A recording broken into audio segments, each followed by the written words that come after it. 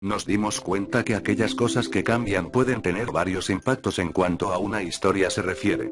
Damos diferentes puntos de vista de cómo sería el mundo sin aquellas cosas que la conforman, que generalmente encontramos a priori, puntos malos, debido a que el ser humano se adapta a las cosas que lo rodean. Y en un tema como los videojuegos, no iba a ser la excepción ni mucho menos. Podríamos concluir cosas como que no existirían tales juegos, o tales servicios, o tales cualidades de los videojuegos, si un representante de ellos no hubiera existido. Por eso, bienvenido a la segunda parte de este segmento, de cómo serían los videojuegos sin PlayStation.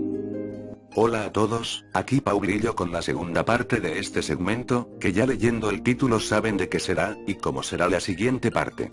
Bueno, sin nada más que decir, comencemos a dar diferentes teorías de cómo serían los videojuegos, sin las consolas de Sony. La historia de PlayStation es algo curiosa en general. Más que nada, sabiendo que su nacimiento se produjo por una diferencia empresarial entre Nintendo y Sony, que llevó a esta a producir su propia videoconsola, la PlayStation original. De encomienda, se metía a un campo donde muchos otros con igual prestigio ya habían fracasado, como Apple, Panasonic, Philips, etc. Pero en esta ocasión, Sony tuvo una ventaja que muchos otros no aprovecharían. Y esa sería el uso del CD, de una forma adecuada y formal para la época en donde se mandó. El cartucho en consolas, ya tenía los días contados, y esa fue la razón por la cual, muchos de los juegos que se esperaban para Nintendo 64, salieron finalmente en la consola de Sony, debido a la mejora que suponía ser el CD sobre el cartucho de la N64. La PS1 se llenó de juegos y exclusivas que la Nintendo 64 no podía tener, convirtiéndola así, en la ganadora de la quinta generación. En el nuevo milenio, se lanzaba la que se suponía iba a ser una consola que arrasaría con todos sus competidores, tanto con la veterana Nintendo, como con la novata Xbox. PS2 salía al mercado para dar comienzo a una era donde PS2 iba a ser la dominante del mercado de los videojuegos, no solo en ventas, sino también en catálogo, donde fue capaz de abarcar más de 10.000 títulos, y alcanzar ventas de más de 150 millones de unidades vendidas hasta el día de hoy.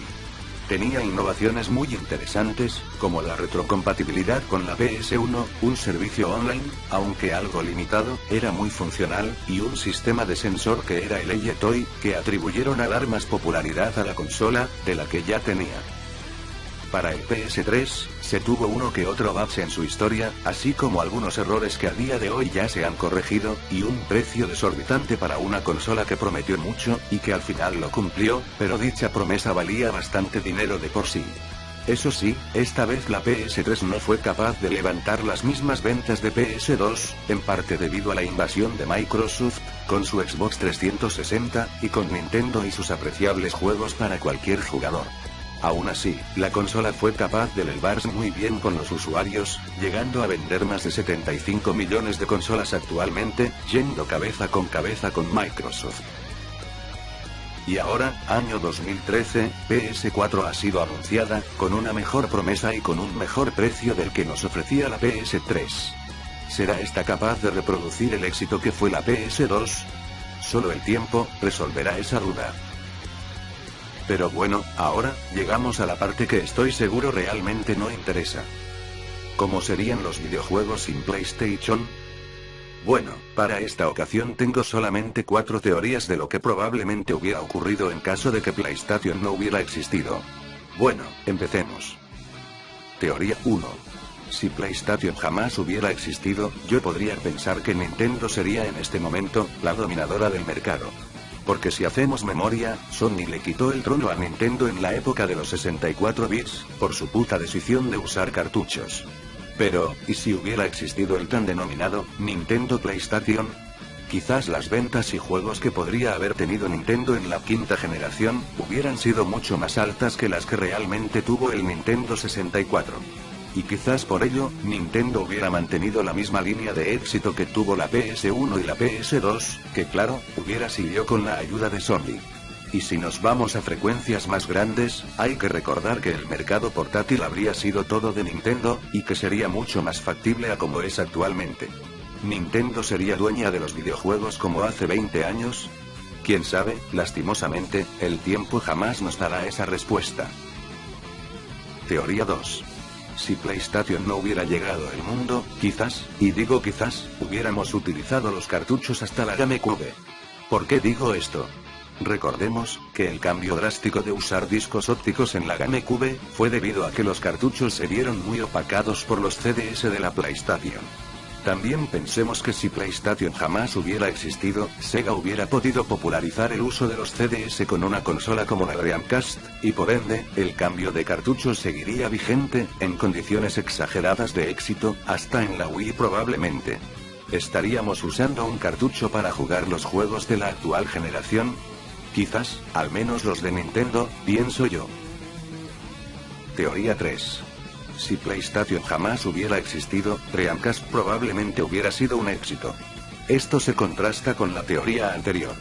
Recordemos, que fue Sony la que le quitó el trono a Nintendo debido al uso de los cartuchos en la Nintendo 64.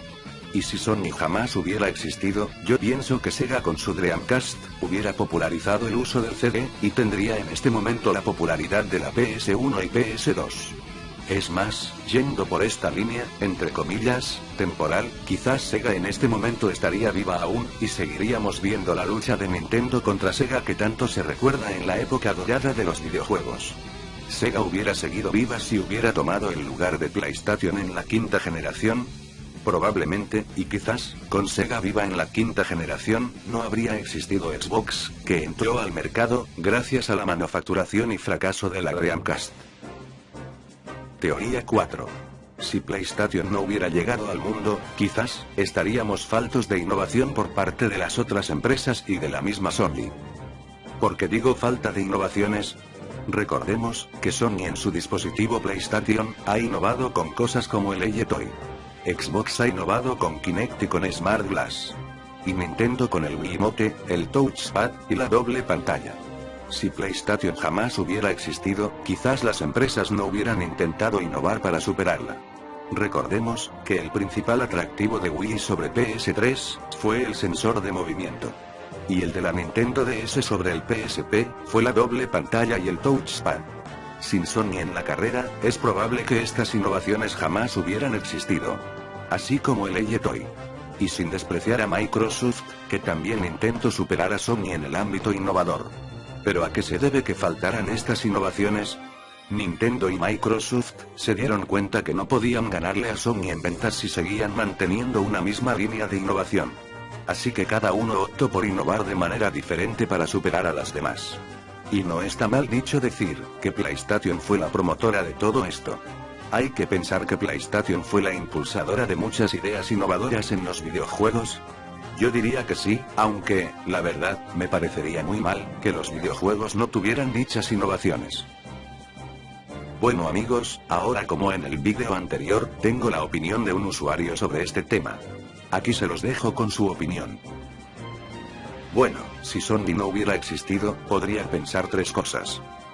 Lo primero sería, que el CD o el formato de disco no se hubiera popularizado tanto, o en tal manera, no se hubiera hecho uso de él hasta muchos años después, generando posibles subidas de precios a los sistemas, y además, de que probablemente no se hayan empezado a generar packs de expansión ya que estos empezaron a verse muy bien con el formato de disco óptico.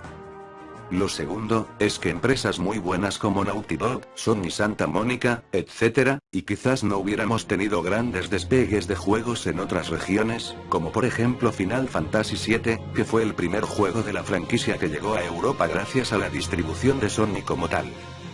Y por último, quizás el modo de bloqueo por región, que sigo viendo muy mal, y que debe quitar Nintendo, seguiría vigente, ya que Sony fue una de las que más se interesó en la región libre, para poder disfrutar de juegos que tardan en llegar, o que sencillamente, nunca llegan a otros territorios. En fin, creo que esas serían simplemente las cosas que hubieran pasado si Sony nunca hubiera existido. Así que ahora, con esto me despido.